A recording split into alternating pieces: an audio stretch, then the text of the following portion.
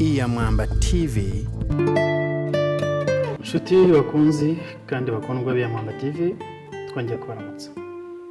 Turabaramukije aho muri hose mu bihugu bitandukanye, ariko cyane cyane birumvikana mwe mubasha kumva ikinyarwanda. Turisegura ariko burya mu kinyarwanda ngo ntawe utenda atagira ate adahambira. Twarahambiriye rero, twarahambiriye ibintu bigenda bituruka muri comment zanyu kandi turabashimiye. Nta nubwo birangira mukomeze mu commenting mu gushyireho inama zanyu. Mbere yuko rero twinjira mu ngingo y'umunsi, niba uri umunyakigali, niba utuye mu ntara, ukaba wibwira ko usirimutse ariko ukaba utaranyura mu ishuri ngiye kukubwira, uracyafite urugendo rurerure. Ni ishuri ryitwa BELI, British English Language Institute. Nubwo ryitwa gutya ariko bigisha n'igifaransa uhereye kuri nivo yo hasi bakakugeza mu bushorishori, bakagukingurira amahirwe ajyana no kuba utavuga ururimi rumwe. Rero ni muri Gane, riri ku Irebero hagana kuri Canal Olympia.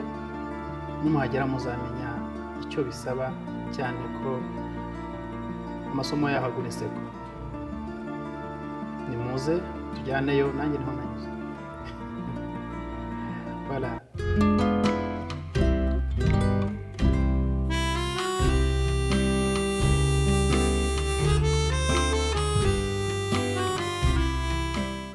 Uyu munsi rero nabateguriye iki nzanye kuri aya meza. Bateguye ijambo rivuga umwangizi. Nagerageje kurishyira mu kinyarwanda. Iyo tuvuga umwangizi nanze kubikomeza cyane ngo mvuge umurozi cyangwa uhumanya abandi, ariko reka twumve ko ari umuntu wangiza abantu akangiza n'ikirere. Umuntu ni muntu ki? Sinzi niba warigeze ugera ahantu umuntu yakwinjira ataranavuga, kumva urijimye bitewe n'uburyo musanzwe mubana, n'uburyo asanzwe akubanira, reka mvuge ntyo.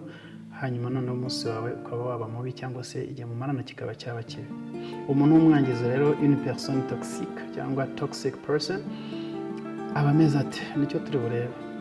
Turareba nyine ibimuranga, turebe uburyo wamwirinda, kuko ntabwo ari umuntu uba hafi. Ni personne nocive ushobora kukwangiza, akakwicira umunsi cyangwa akakwicira ibihe. Ntabwo ari umuntu wo kuguma iruhande cyangwa se ngo wemere ko akwica ugifite uburyo bwo kubaho neza nk'uko wabyiyemeje. Ikindi turaza kureba uburyo wamufasha mu gihe abishatse, kuko hari n'igihe wenda yaba atarabishaka, ariko uburyo wamutwara gake gake akaba yashaka no gukira, kuko kenshi na kenshi hari n'igihe usanga bafite n'ikibazo cyo kutamenya ko ateye atyo. Muri make nibyo turi buvuga, ntabwo turi butindane cyane rwose. Umuntu rero w'umwangizi ni muntu ki? Reka tumurebe. Turarebera hamwe ibyo twateguye, ntabwo ari bike na byinshi, ariko umutimanama uri muri wowe cyangwa se kubizera Roho Mutagatifu cyangwa Umwuka Wera akomeza basobanurire umuntu w'umwangizi. Une personne nocive, une personne toxique ni muntu ki? Nicyo tugiye kureba, ariko turabimenya tugendeye ku bimuranga. Umuntu rero w'umwangizi ni umuntu ugaragaza imyitwarire cyangwa se amagambo cyangwa se n'izindi sinye zose, ibindi bimenyetso bituma abantu bari kumwe nabo babaho nabi, presence ye aho hantu ari, bigatuma batabaho neza. Atari ukuvuga ngo nabo ni babi, ahubwo ari uwo muntu ufite iyo myitwarire. Muri make n'ibyo ngibyo, ku buryo hagera n'iyo environnement akayipoliwa, akayangiza. Reka rero turebe ibintu bimuranga. Kimwe mu bimuranga ni umuntu ukina n'amarangamutima y'abantu, kandi byose biri mu nyungu ze. Babyita manipulation. Akagucunda yikoba, akujyana hirya no hino mu nyungu ze gusa, kandi ibyo bikababaza.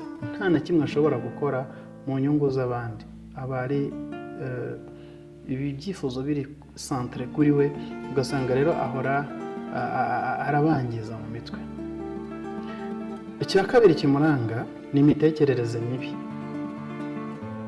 harangwa n'imitekerereze mibi, icyo nicyo cya kabiri. Imitekerereze mibi ni ya réponse négative, ni kuriya uba uri kumwe n'umuntu nta buri kintu kibi akubonaho. Mu by'ukuri wenda ibyo bibi bikuriho kuko ntabwo turi parfait twese, ariko umuntu mwiza utari nocifu, umuntu mwiza utari toxique areba ibyiza mu bantu, hanyuma noneho akaba yavuga ikibi akubonyeho mu rwego rwo kugukosora. We rero ni icyo kibi aba abona, noneho akabona n'ikitaraza. C'est dommage. Rero ibyo nabyo biramuranga, akajya kuri negativity. Mwavuga ku kintu mu gihe abandi bapresiya, akavuga ngo ariko ngo nubwo muvuga mutyo ngo agahora ahera ku bibi gusa, ntabwo ari byiza. Ikindi cya kabiri, cya gatatu nako, ikindi cya gatatu aragenzura cyane. Usanga agenzura uko waramutse, usanga agenzura uko wiriwe. Niba ari mu biro ugasanga arakurebera muri mashine, muri make mu kinyarwanda bavuga kurebuzwa. Ariko ubwo abashaka iki? Abashaka byinshi. Hari umutima w'ishyari uba umurimo, areba ibyo urimo gukora, niba se hari akantu gashya yagukuraho kandi wenda wataribona akaguhe agashya yawe, donc akarebuzwa. Muri make ugasanga arakubuza amahoro aho wicaye, aho uri. Icyo ni ikintu cya gatatu kiranga uyu muntu uri nocifu, umuntu uri toxique, cyangwa se umwangiza, cyangwa se mu magambo uhumanya, akaguhumanyiriza umutima n'ibyumviro, ugasanga bitameze neza. Icya kane, ahora afite icyo avuga ku bintu, ariko akenshi nk'uko nabivuze, avuga ko areba ku kibi. Hari ukureba ku kibi ariko no guhora afite icyo avuga ku bintu rwose, akaba atabura umwanya wo kuvuga kandi mu buryo buri negatifu. Agira ishyari, nuko kurebuzwa twavuze kare, aba areba icyo umaze kugeraho kugira ngo ntashobora kwishimira ibyiza wagezeho, ntashobora kugusutena wagize ibyago, ntashobora kwifatanya nawe mu marangamutima yawe. Ibyo rero bituma kuba umufite no kutamugira, ahubwo kutamugira ari byo byaba byiza kurusha kuba adahari. Ishyari rero abantu bari toxique bakunda kuba barifite kuko ntabwo baba bifuriza ibyiza bagenzi babo. Ikindi, baba bari violent, bagira amahane, ahora ari muri position de défense gutya, aba yumva abantu bose bamurwanya. Icyo kintu ntabwo ari cyiza, kumva ko abantu babona mwabanzi ugahora uri muri position y'ikibadashi biteguye kurwana, ntabwo ari byo. Uwo muntu yihunza ibitagenze neza, kuko urumva mu buzima bwa buri munsi tuba dufite inshingano, haba mu rugo, haba kuri church, haba ku kazi, haba ahandi hose duhurira, akenshi tuba dufite inshingano. Rero yihunza ibitagenda neza mu nshingano ze, agahora ashaka bouc émissaire. Bouc émissaire ni nyirabayazana, akumva we si nyirabayazana, ariko agashaka kureba uwazanye icyo kibazo. Urumva yihunza rero inshingano ze, kandi burya iyo ufite inshingano uba ugomba no kugira accountability, ibitagenze neza ukabibazwa, n'ibyagenze neza ukabishimirwa. Urumva uwo muntu rero, ikindi twavuga, ntabwo atana n'amazina, kuzimura, calomnie, arazimura kandi aba ari mu rwego rwo kuvuga ibintu bibi ku muntu. Nibura avuze achievements z'abandi byagira ihero ry'imiti kurusha kuvuga umuntu avuga ibibi bye, avuga weakness ze, kugira ngo noneho isura ye akomeze kwihanduza. Rero abo bantu turabafite. Nawe nibwira ko wowe wumva ikiganiro turi kumwe gutya, ushobora kureba ukabona nk'abafite imyitwarire imwe muri iyi ngiyi, ukavuga uti tunaka nawe mind yawe hari ikintu igenda ikwibutsa. Ibyo ni bimwe mu biranga uwo muntu. Icyo navuga hano kiri très important ni uko hari umuntu wangiza, natwe twifitemo, abantu bose baba bifitemo utudutere twangiza, ariko kuko umuntu ahora ku rugamba rwo kuba mwiza, rwo gukora yikoraho ku marangamutima ye no ku myitwarire kugira ngo abe mwiza, bigenda bigabanuka rero iyo ntawe ntunga urutoki niyo mpamvu nzanyemo ako kantu kuko twese tuba twifitemo ako kantu ka karagiteri kari nosifu tugiye mu iyobokamana nubwo hano atari ryo nigisha ariko hari aho bavuga ijambo ry'Imana muri Bibiliya yera bavuga ngo bose bakoze ibyaha ntibashyikira ubwiza bw'Imana. Bishatse kuvuga ngo nubwo uwo muntu ari we biba byabashe kubasitinga tukabibona ariko twese twifitemo ako kantu katari keza rero duhora ku rugamba rwo kugakuramo. Uwo rero byabasitinze bikaba birebire tuba tugomba kumufasha. Ni impamvu ki rero iki kiganiro kije ibyo wenda nari kubibaza nkiza ariko nagira ngo mbabwire iby'uyu muntu. Impamvu ni uko aho tugenda hose mu rusengero nari nabivuze, mu rugo, muri famiye, no mu kazi, ahantu hose, mu bimina, muri sosiyete, aho mu cyaro no mu mujyi ntaho umuntu wangiza cyangwa se umuntu uhumanya ataba. Kuko nabivuze ko natwe twishyizemo utuntu duhumanya, duhora turwana natwo kugira ngo bitangiza abandi, ariko hari uwo biba birebe. Rero niyo mpamvu dufatanije kubyumva, nawe umbereye intumwa wajya ubona umuntu ukavuga uti uyu muntu ni umuntu uhumanya, ukamwirinda cyangwa se ugashaka n'uburyo wamufasha ariko nibura wabashije kumenya. Icya kabiri gitumye tuzana iki kiganiro ni ukumenya uko wamwirinda, kuko yatuma umunsi wawe uba mubi, yatuma ubuzima bwawe buba bubi.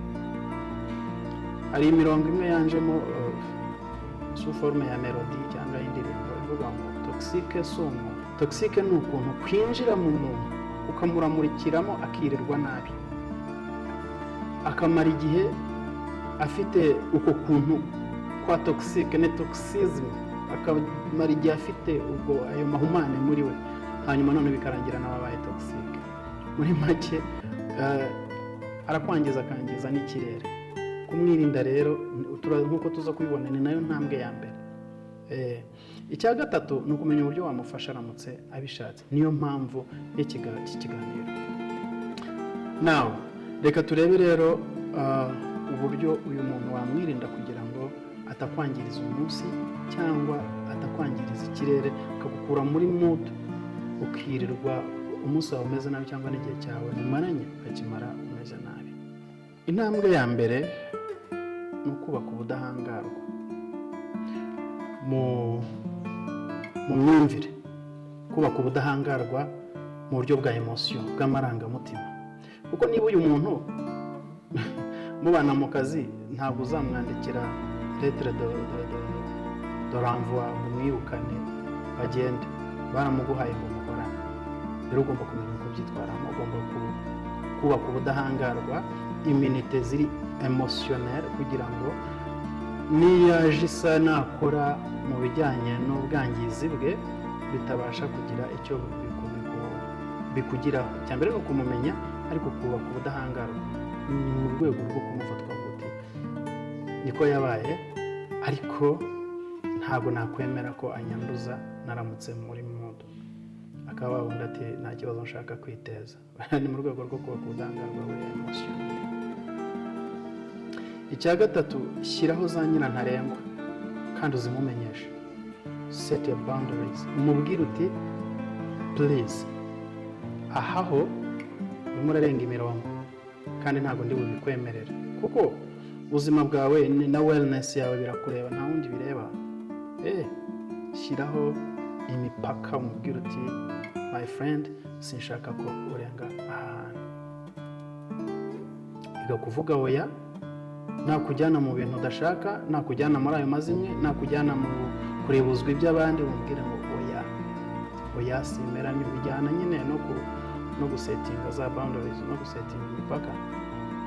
Hanyuma rero mu gihe noneho yaba yirenze, biba bigusaba kwitabaza amategeko.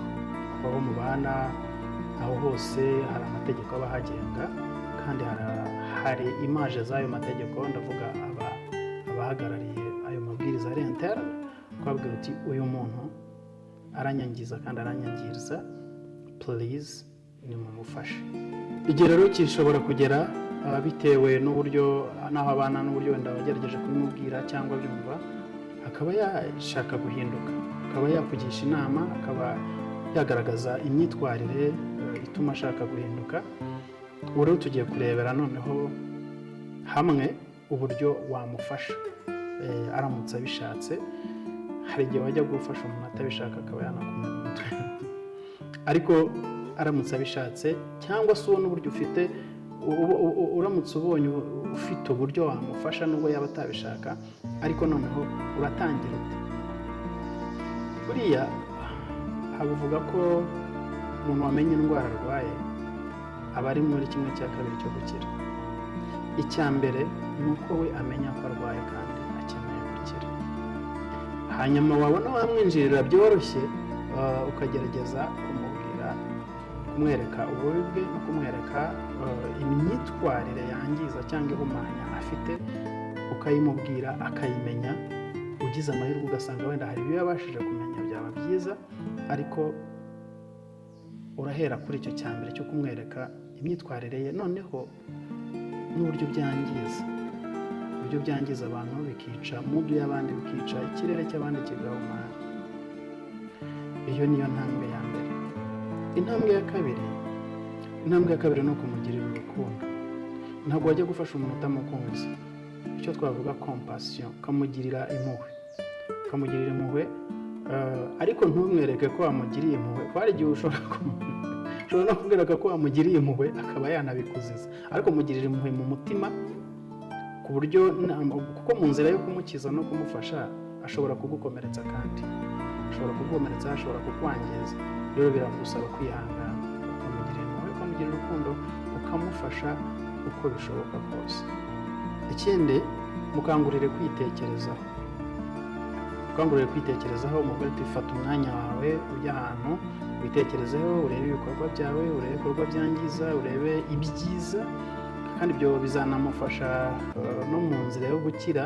Ko najya kwitekerezaho azareba aho ageze mu nzira yo gukira, azareba ibyo yabashije gutsinda, azareba ibyo atarabasha gutsinda. Iyo ni inzira ya terapi. Agende yitekerezeho, akire gahoro gahoro. Kwitekerezaho birumvikana, nta nubwo ari nawe gusa, abantu twese dukeneye introspection, kwicara hamwe tukiyumva, tukitekerezaho, ukavuga uti mu rugendo rwanjye runaka rwo gukora ibi n'ibi ngeze hehe, ibyo nashoboye ni ibihe, ibyananiye ni ibihe. Nawe umugire iyo nama yo kugira ngo ahinduke. Mubere urugero rwiza, atari bya bindi byo kuvuga ngo wumve ibyo mvuga nturebe ibyo nkora. Oya, mubere urugero rwiza, kuko aho ngaho uzaba umeze nk'umumenta we, kandi menti we cyangwa se umwigisha areba ingero z'uwigisha cyangwa se uwafatiraho urugero. Rero nawe ukwiye kumubera urugero rwiza mu migirire. Noneho utagira neza kuko uzi ko usabwa kumubera urugero rwiza, ukaba wamusaba imbabazi, umubwira uti umbabarire, nubwo atari we waba wagiriye nabi, ugomba kumusaba imbabazi kubera ko uroromodo we cyangwa se mwajyanye mu rugendo rwo kumufasha, no kumusaba imbabazi, akabona ko icyo wakoze nawe urakonesa ko atari cyiza, kugira ngo nawe ajye amenya gusaba imbabazi. Kugendana gutyo rero mu rugero ni sawa. Ikindi, mwibutse ko ikintu akora cyose kiba gifite ingaruka mbi ku bantu, kandi nawe kimugiraho ingaruka mbi, bityo azakomeza kugenda ahinduka continuously, agenda aba umuntu mwiza. Ibyo ni bimwe mu bintu wamukorera. Hari ibindi abandi bashobora kukubwira, ariko ibyo ni ingenzi. Kandi noneho icyanyuma, ushaka inshuti nziza zimugota, uhindure surrounding ye, umujyane gusura abantu bashobora kumufata bafite imigirire myiza, bafite urukundo, ububazi. Inshuti zawe umujyanemo, bamufashe. Niyo ntacyo wavuga, buriya iyo yatangiye urwo rugendo aravuga ati tubara abantu kabisa n'imfura, bari abantu ni beza. Nuko rero uko agenda abona imigirire myiza y'abandi niko agenda ahinduka kandi bikaba byiza. Ibyo bijyana no kumushyira mu matsinda amufasha, amatsinda y'impuguke, abantu bashobora kumubwira bati wagira gutya bikagenda neza. Hanyuma ibyo kandi bikajyana no kumushakira abantu bize ubumenyamuntu by'ibitekerezo by'abantu, imibanire, kugira ngo bashyireho touch yabo ari professional, kuko birashoboka ko wajya mu rugendo rwo kumufasha kandi wowe utarabyize. Tugana ku mwanzuro, cyanyuma tubonye ko ari ukumushakira impuguke, ariko tugana ku mwanzuro reka turebe ibyo wenda twarotona, ibyo twafata nka take away. Umuntu uhumanya ntahumanya abantu gusa, ahubwo ahumanya n'ikirere cy'imibanire y'abantu. Niyo mpamvu byanaduhagurukije kugira ngo tuganire iki kintu. Niba uzareba iki kiganiro, niba nawe yisanzemo utuntu duhumanya agenda dukuraho. Niba hari undi muntu uhumanya abona, arebe uburyo yamufasha. Cya kabiri twatwara nk'umukoro cyangwa se twatwara nk'ubumenyi dukuye hano, umuntu uhumanya aba mu buzima bwose.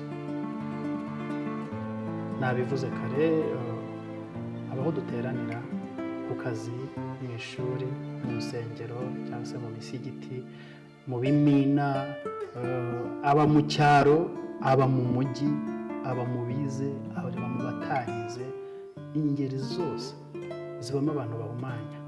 Ntabwo bagira imipaka, kuko ni ibituruka mu mitekerereze yabo, ni ibituruka imbere muri bo. Biba byaratewe n'impamvu nyinshi zasobanurwa n'impuguke kurushaho, ariko icyo tureba hano ni ukumenya ko baba hose. Ikintu twabonye ko umuntu uhumanya wamwirinda kugira ngo atakwicira umurongo w'ubuzima, kuko ushobora kubyuka ambonimere, wagera ku kazi wahura nawe gahita kwangiza, umunsi ukaba mubi, plan wari wakoze bikanga, cyangwa se yaba yageze ku rwa rwego rwo kuba ari violent, akaba yanakumena n'undi. Rero niyo mpamvu ibintu biri très délicat, ibintu abantu bakwiye kumenya kandi bagufasha. Nk'uko twabibonye rero, hanyuma umuntu uhumanya yahinduka akaba muzima. Isufi yo kumufasha, isufi yo kubana nawe, ukamugirira neza, ukamujyana muri urwo rugendo yabimenye. Ashobora no kuba atarabimenya, ariko ukamuapproachinga gahoro gahoro, ukamubwira, ukamufasha agahinduka. Nubwo twatangiye tuvuga kumwirinda kubera ko yakwangiza, ariko nanone hari icyizere cy'uko yahinduka, ukamufasha. Tureke kuba abantu bahumanya, kandi dufashe abantu bahumanya bashobora guhinduka, kandi tunabirinde kugira ngo batatwangiza. Ndumva ari icyo twavuga ku muntu uhumanya. Ikindi, ibindi mwatwunganiraho buriya tuzabisanga hariya hasi muri comment, inama mutugira tuzayibona. Hanyuma niba ari ubwa mbere, ntiwibagirwe kutubera umunyamuryango, ukanda subscribe, ukanda no kukazogera kugira ngo ibiganiro byacu bijye bikugeraho. Murakoze, murakarama. Hasta la vista. Ciao.